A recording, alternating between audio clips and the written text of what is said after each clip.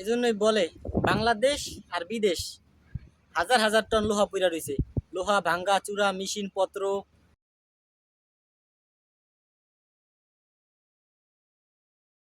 এই যে এখানে যে বড় বিল্ডিংটা, এটা হইছে আগে আমেরিকান কোম্পানির মদের ফ্যাক্টরি ছিল। হাজার হাজার টন লোহা, রড, এগুলা পইরা রইছে। মেশিন পত্র, মোটর, কত কিছু পইরা রইছে। ভাঙড়ি গাড়ি, এগুলা যদি বাংলাদেশ হইতো তাহলে সব নিয়ে যেত। বাংলাদেশ হইলে বেড়ার উপর দিয়ে আইসা, দেওয়ালের উপর দিয়ে লাফায় আইসা নিয়ে যেত। কিন্তু এটা যে বিদেশ, এই জন্য এগুলা ধরে না।